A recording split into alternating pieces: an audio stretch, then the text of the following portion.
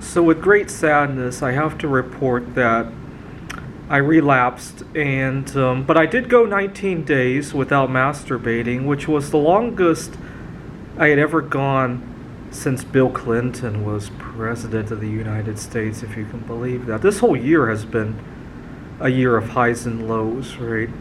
I went on a hunger strike because my family disowned me for being solo sexual, and to a lesser extent, my workplace also disowned me. And so in April of this year, my food intake went into a 30-year low. My masturbating went to a 25-year low, and then I lost the weight, and then I got what I was looking for at work with my family, and then my food intake hit a 2-year high after that. While I regained the weight, it's somewhat back to normal now. But I'm recording this on Monday. Yesterday I had a very bleak day. I call it a Black Sunday. And I know why I went back to masturbating. There were a lot of unexpected twists and turns that I had not thought about. So you guys have been watching my videos for the last couple of weeks. You know that I recently took on a new job. Well, not a new job, but many more assignments at one of my jobs, and I resigned one other job because of some workplace differences. I won't necessarily call it toxic anymore. There are differences.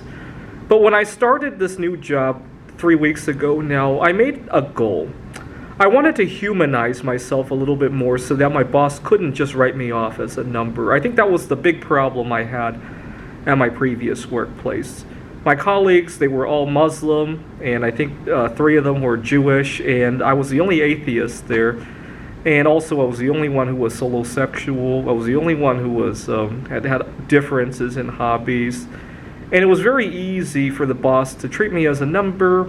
And one line that I've really come to despise is when I'm trying to find out about scheduling, and my boss says, "I'll let you know." I really hate that line. I'd rather not have any hours where I can just freely look for something else to do, look for other work. Because he says, "I'll let you know." I find some other work to do. He's upset that I can't make the hour, and or he doesn't call me. I stick around for him. He cancels the last hour. I've really come to hate that line. And to give you an idea of how much anxiety that line causes me, it causes me a lot of anxiety even when I don't hear it in the context of work, right? It could be a meetup with a friend, or it could be a family matter.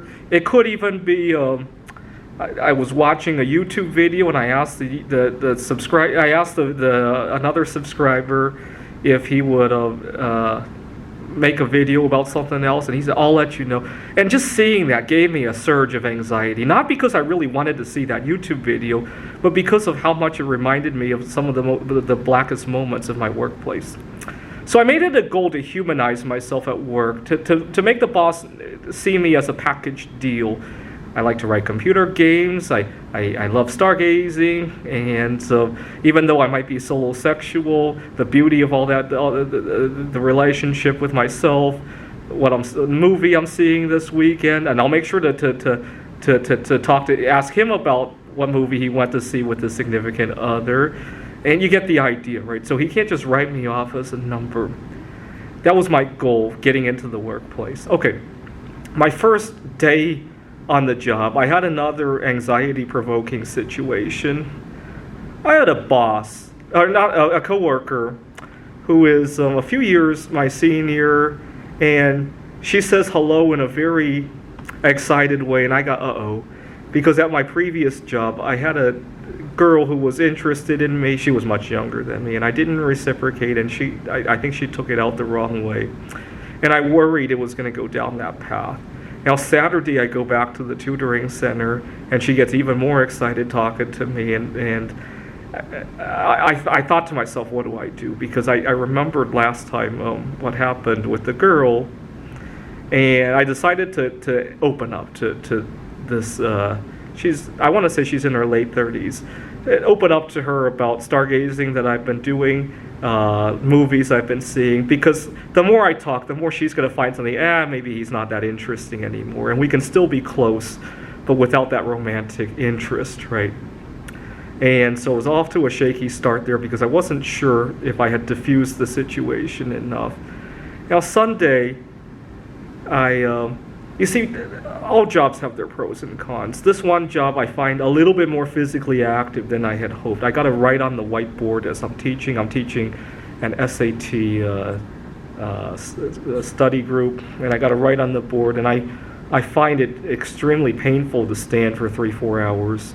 So I went shopping for shoes to help alleviate some of that. Didn't have any luck there. I talked to a few friends. Later this week, I'm going to look for Red Wing shoes. And so that was that. And then while talking to my boss about some things, the phrase that I really despise came up. It wasn't in a bad way or anything like that, and it sounded like he'll have some answers very soon. And in fact, today when I went back to the office, he already had a few answers. But I've just developed a huge anxiety toward those few words. Let's put it that way.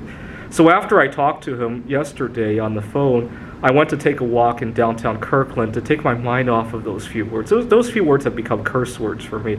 I'd rather hear "you're fired," "fuck you," I'd rather hear a coworker making a sexual advance on me than to hear "we'll let you know." Because at least with those fighting words, I know what's going on, right? I can diffuse it, right? Anyway, so I took a walk in Kirkland to try to forget about it, and I started to feel better. But unfortunately, I got back to my computer, and I found that an old classmate of mine who I hadn't seen since I graduated from RIT, where I worked on my PhD, she came down with COVID-19 and was asking for prayer requests. She had some pretty significant outcomes from it. Definitely more so than when I had COVID-19 back in May. I've actually gotten COVID-19 3 times, actually. Back in May, I was joking that I had COVID 57 because it happened 3 times. Anyway, I never had any sexual feelings for her, actually. But yesterday, as I was worried about her, I started to doze off, and before I knew it, I was fantasizing about her, and I had this big, I don't know what word I should use to describe it, a screw up. And it was a lot, by the way. It was a huge one, because it had been 19 days since I last did it. But, one thing I love about, even though I lost my 19-day streak, it's not like today I wake up feeling, oh my God, I've already blown it. Let's make up for 19 days by doing it 5 times. No, I don't feel that way. Other bad habits that I've tried to kick, I have done that. It's called the abstinence violation effect. I don't tend to do that with masturbating. So I still feel a sense of success, if you will. Anyway, I had a very bleak day, and I call it a Black Sunday, or BS for short. All right.